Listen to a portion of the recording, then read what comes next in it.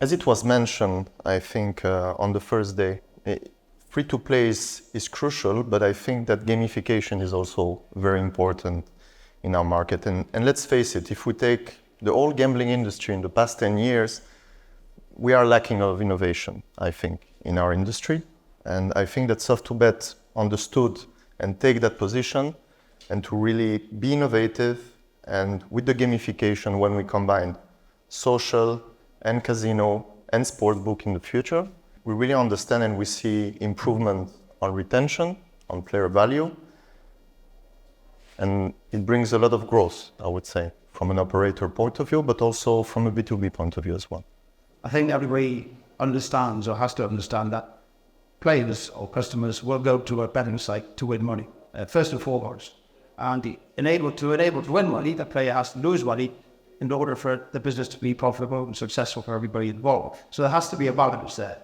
Now in the UK, we've seen a number of strategies, and I think you have to look at every market individually because every market's got their own specific requirements. They've got their own specific gambling legislation that allows for it or doesn't allow for it. So you have to take each market as in its own entirety. So the UK, for example, one of the most successful products is called Super 6, which is done by Sky Bet. I know my school are just about a version of it. So they understand how these products can add a lot of value. Life Score is a bit of a nuance in that they've already got an active customer base, and all they have to do is convert their active player base into betting customers. And even if they create 1%, it's still a huge volume for them. If we look at Nigeria, for example, when you look at free-to-play there, they will look at what bonuses that they get on accumulator bets on football. One thing, again, in the UK, which I've recently seen tried in Mexico, is that there's a number of raffle sites out there with prizes. And some of these prizes can be free to enter raffles. And obviously, the bigger the prize, you will have to pay money. But the acquisition cost of those players is £4, which is significantly less to those that you're paying for a casino or sportsman player. So there is opportunities out there, but it's all about creating the balance in the product and understanding what your returns are going to be against your acquisition costs. Well, first of all, as you started, so free-to-play is like, there are so many free-to-plays, right? So there are like games free-to-plays, winner free-to-plays, like freebets were even mentioned, and this can also be considered as free-to-play. So answering your question, like free-to-play is basically a requirement for esports because all the esports titles are free-to-play except maybe Rainbow Six, and it's like not the most popular one. So the industry understands that, it's mandate acquisition, right? So if you place some hurdle for the player, right, that they need to pay for the game, for example, this already, like you suffer a lot in terms of the audience. So for esports, this is triple the pay. Question, I'm not sure that this is an acquisition for sports betting because esports betting is already like huge. And obviously there is some overlap that some bettors there like interested in both Counter-Strike and football. But I would say that this is a different audience. And because this is a different audience, and many of them actually they don't know about the betting at all, right? So if you are looking at like average football, tennis fan, like 95% of them, maybe more, right? 95% have placed a single bet in their life, I guess, and 99% they know about it. So with esports, you really need to promote the product to actually acquire those esports fans to become sport bettors. I think that, there are 2 points on the free-to-play. First of all, I think that the whole industry right now focused only on free-to-play related to the acquisition. Especially in the US market, we see that, to put a footprint in those markets, you need to be there before they are going to regulation.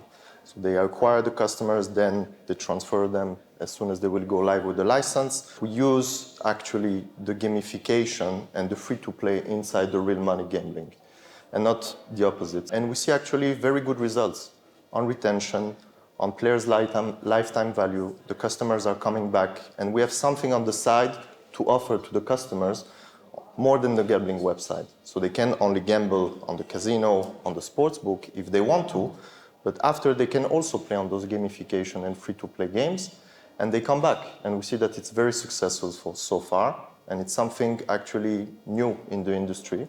So I think that if you ask me in 1 year, 2 years, I think that it's very easy to say. The rest of the industry will at least try to follow.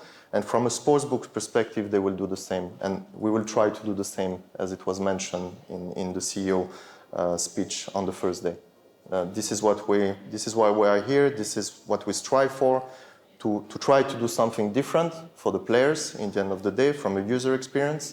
And we really hope that it will also be successful on the sports side as well. Casino publishing is something that, is a myriad.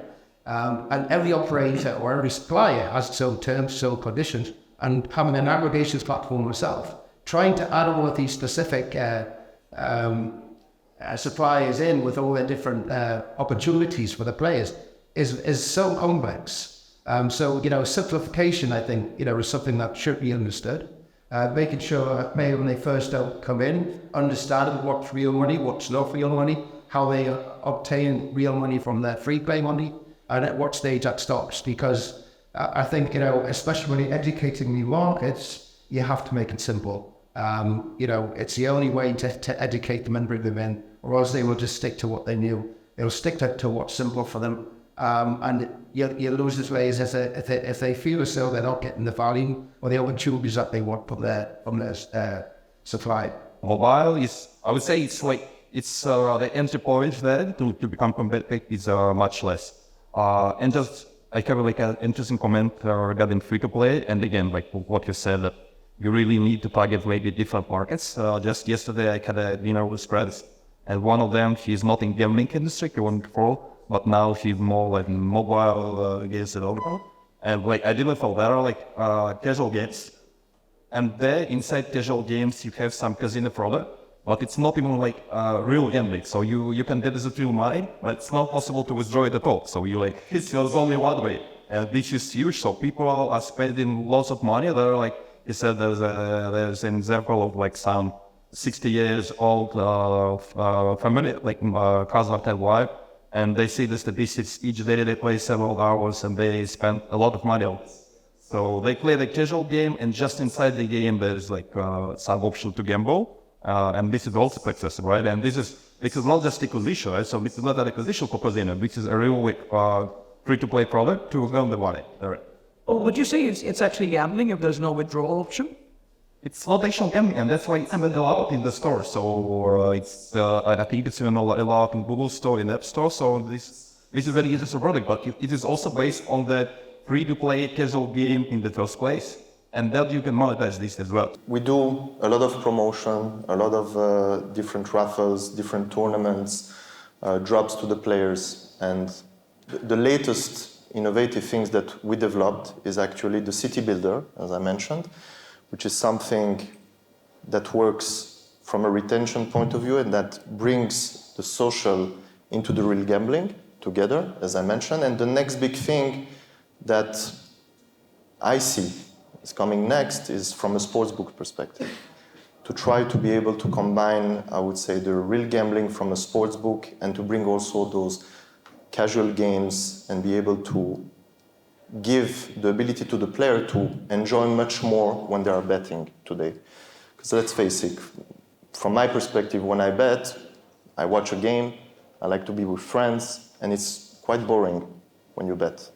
I mean, it gives the adrenaline when you watch the game and you want to see your bet win or lose or to cash out, and that's bringing up. But when you see the UX and the front end and the design of those websites today, nothing has changed in the past 10 years. They are all the same. 20 years. 20 years.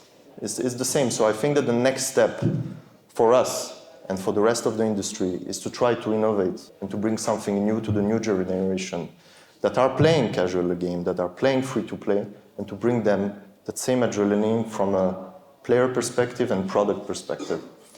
And it's not an easy task. It's very difficult. We are ready to take this task, and we'll do it. We'll try at least to do it. Thank you.